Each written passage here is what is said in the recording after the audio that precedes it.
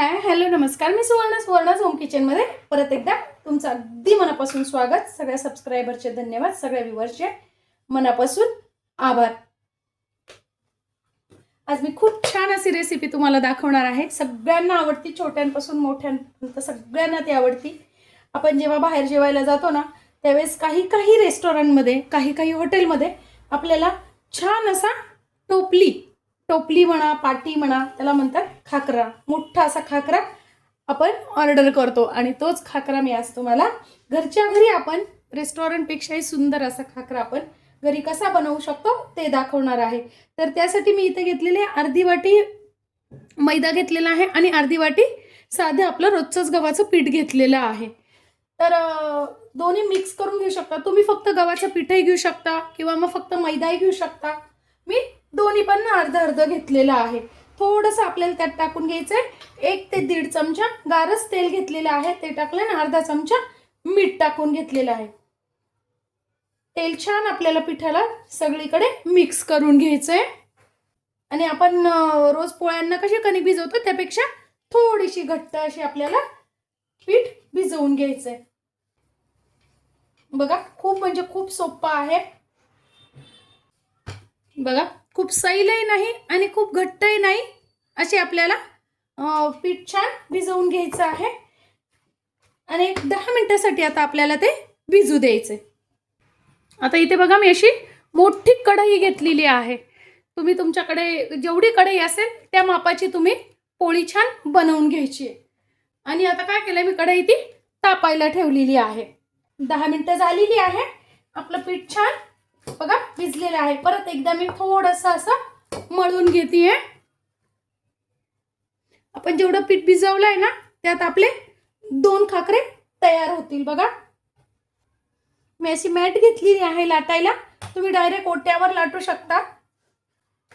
ओटा छान पुसून स्वच्छ करून घ्यायचा आहे.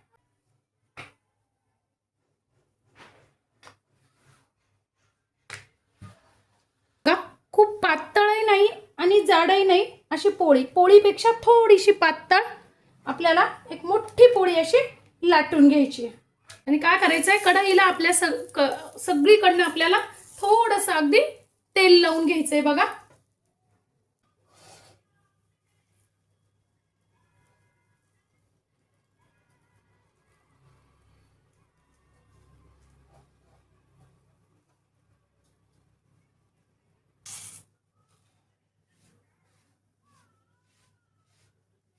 बघा थोडेसे असे बुडबुडे वरती आले, पोळी थोडीशी फुगली की लगेच उलटून घ्यायचं आहे या पद्धतीने. बघा, आता पूर्ण 2 हातात असा कपडा घ्यायचा आहे, दोन्ही हातात कपडा घ्यायचा आहे आणि दाबून दाबून असा पूर्ण आपल्याला तो भाजून घ्यायचा आहे. साधारण 8 ते 10 मिनिटं आपल्याला छान कुरकुरीत होईपर्यंत भाजून घ्यायचं आहे. गॅस स्लोच ठेवायचा आहे, तरच खाकरा कडक होईल. कारण आपण यात गव्हाचं पीठ टाकलेलं आहे, पूर्ण मैदाने टाकलेलं आहे, त्यामुळे थोडासा भाजायला वेळ लागतो. बघा किती छान असा आपला खाकरा कडक छान तयार झालेला आहे. बघा, या पद्धतीने मस्त असा भाजला गेलेला आहे. काढून आता बघा, मी इथे लोणी घेतलेलं आहे. इथे तुम्ही तूप पण घेऊ शकता. आता काय करायचंय, आपल्याला लोणी सगळीकडे छान लावून घ्यायचंय या पद्धतीने. तुमच्याकडे जर असा ब्रश नसेल ना, तर तुम्ही हाताने पण हळूवारपणे लावू शकता किंवा फक्त मग चमच्याने असं वितळून लोणी फक्त टाकत जायचं, तरी सुद्धा छान लागलं जातं. लोणी थोडंसं वितळून घ्यायचंय. आता टाकून घ्यायचं त्यावरतून थोडंसं असं मीठ.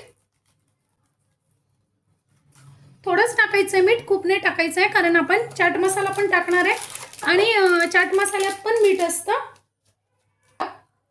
चवीनुसार तुम्ही टाकायचंय. मी इथे पाव चमचा मीठ टाकून, पाव चमचा चाट मसाला, पाव चमचा मीठ टाकतीये. त्यानंतर थोडंसं आपल्याला तिखट टाकून घ्यायचंय. तिखट तुम्ही चवीनुसार टाकू शकता. मी इथे घेते शेंगदाणा चटणी, खोबऱ्याची चटणी, तुम्हाला जी चटणी आवडत असेल ना ती तुम्ही टाकू शकता. इथे तुम्ही कांदा पण टाकू शकता.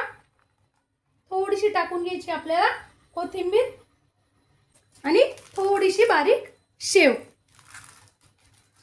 बघा किती सुंदर आपला खाकरा तयार झालेला आहे, अगदी रेस्टॉरंट स्टाईल,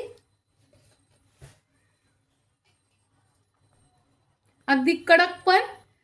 आजची माझी ही व्हिडिओ तुम्हाला कशी वाटली कमेंट्समध्ये नक्की सांगा। चॅनलवर नवीन असाल तर चॅनलला सबस्क्राईब, लाईक आणि शेअर करा। धन्यवाद।